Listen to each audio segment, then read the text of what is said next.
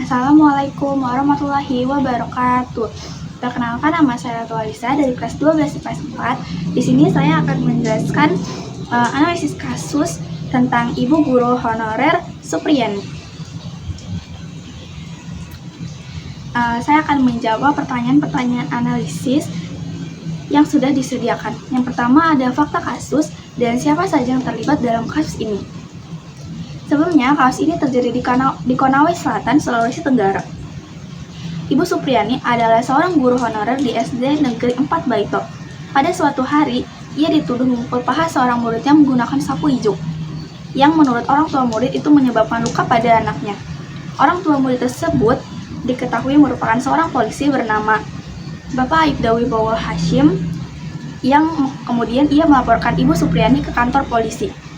Fakta lainnya terkait kasus ini adanya dugaan pemerasan oleh pihak pelapor yang meminta kompensasi sebesar 50 juta untuk berdamai.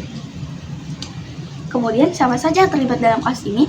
Yang pertama ada Ibu Guru Supriyani, yaitu seorang pelaku yang digugat atas tuduhan melakukan penganiayaan terhadap seorang siswa. Yang kedua ada murid yang mengadu atau korban. Murid ini melapor kepada orang tuanya tentang dugaan penganiayaan. Yang ketiga ada orang tua murid, yaitu Bapak Aibda Wibowo Hashim, yang memperkarakan kasus ini ke meja hijau. Lalu ada aparat kepolisian yang menangani kasus ini dan melakukan investigasi. Dan yang terakhir ada kuasa hukum Supriyani, yaitu Advokatus Supriyani, yang menemukan banyak kejanggalan dalam perkara ini. Pertanyaan yang kedua, jenis pelanggaran hukum apa yang terjadi dalam kasus ini? Yang pertama ada pelanggaran dengan tuduhan penganiayaan. Tuduhan utama ini diajukan kepada Ibu Supriyani berupa penganiayaan terhadap seorang siswa. Jika terbukti, tindakan ini melanggar pasal 351 KUHP tentang penganiayaan. Yang kedua, ada kekerasan terhadap anak. Jika korban masih di bawah umur, maka tindakan tersebut juga dapat dikategorikan sebagai kekerasan terhadap anak yang diatur dalam Undang-Undang Nomor 35 Tahun 2014 tentang Perlindungan Anak. Dan yang ketiga atau yang terakhir ada fitnah dan pencemaran nama baik. Sebaliknya, jika tuduhan ini terbukti tidak benar, maka pelaporan yang dilakukan oleh orang tua murid dapat dikategorikan sebagai fitnah atau pencemaran nama baik. Yang ketiga, lalu undang-undang apa yang dilanggar dalam kasus ini? Yang pertama ada penganiayaan, yaitu pasal 351 KUHP tentang penganiayaan. Yang kedua ada kekerasan terhadap anak, pasal 80 ayat 1 Undang-Undang Nomor 35 Tahun 2014 yang mengatur tentang perlindungan hak asasi manusia, khususnya anak. Yang ketiga ada fitnah dan pencemaran nama baik, yaitu pasal 310 dan 311 KUHP. Dan yang keempat atau yang terakhir ada pasal 76 Undang-Undang Nomor 30 Tahun 2014, yaitu mengatur tentang sistem peradilan pidana, khususnya dalam konteks perlindungan anak.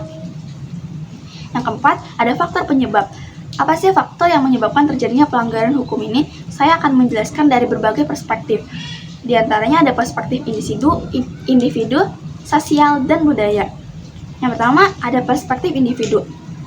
Di sini ada perspektif dari interferensi orang tua. Orang tua murid yang merupakan polisi terlibat langsung dalam kasus ini, sehingga ada potensi konflik kepentingan yang mengakibatkan banyak asumsi-asumsi dukungan dari masyarakat tentang kasus ini kepada orang tua korban. Yang kedua, ada perspektif sosial. Dapat kita lihat atau bahkan kita rasakan bahwa zaman sekarang media sosial adalah salah satu hal yang sangat berpengaruh di kehidupan kita. Kasus ini viral di media sosial, di mana meningkatkan tekanan pandangan publik pada Supriyani meski masih dalam tahap investigasi awal. Yang ketiga ada perspektif budaya. Faktor budaya dapat dilihat dari persepsi masyarakat terhadap guru.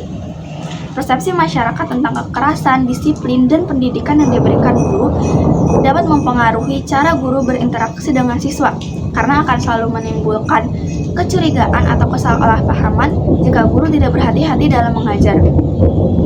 Pertanyaan yang kelima, ada dampak kasus. Apa dampak dari kasus ini terhadap individu, masyarakat, dan negara? Yang pertama, dampak bagi individu. Salah satunya adalah Ibu Supriyani. Ia akan mengalami stres psikologis yang tinggi akibat tuduhan palsu yang berat.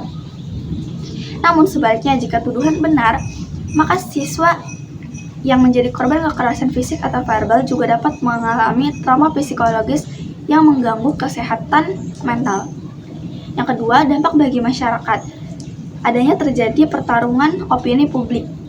Kasus ini menjadi topik hangat di media sosial, memecahkan opini publik antara yang percaya dan tidak percaya kepada Ibu Supriani.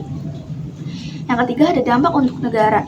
Dampak ini adalah terkait kepercayaan masyarakat pada sistem hukum.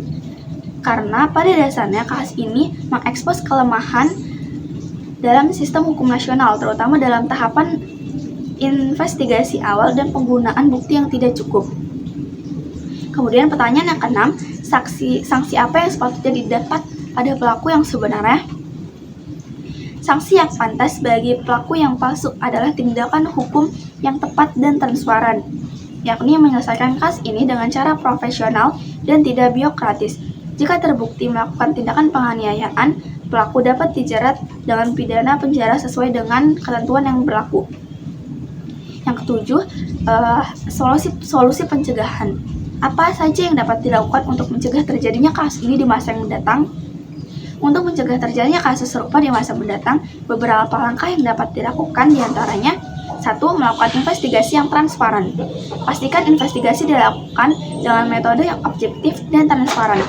Yang kedua, sebagai pelapor atau pihak yang mengurus, pastikan memilih bukti yang kuat. Gunakan bukti yang kukuh dan tidak mudah dipalsukan. Yang ketiga, memberdayakan media sosial positif. Edukasikan masyarakat tentang pentingnya tidak bereaksi impulsif terhadap isu-isu online. Dan yang terakhir, ada perlindungan hukum bagi guru. Guru perlu mendapatkan perlindungan hukum yang memadai agar tidak mudah dituduh melakukan penganiayaan terhadap murid. Yang terakhir, ada nilai-nilai Pancasila. Bagaimana kasus ini berkaitan dengan nilai-nilai Pancasila?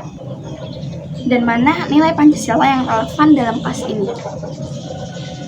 Oke, saya akan menjelaskan nilai-nilai Pancasila mana yang berkaitan dengan kasus ini.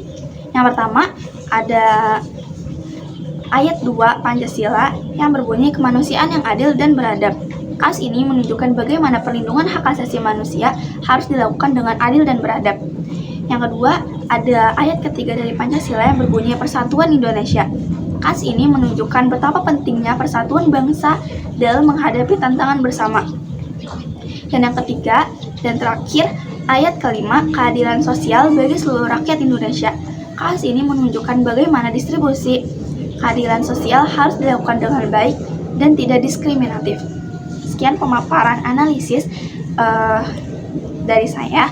Kurang lebihnya mohon maaf. Wassalamualaikum warahmatullahi wabarakatuh.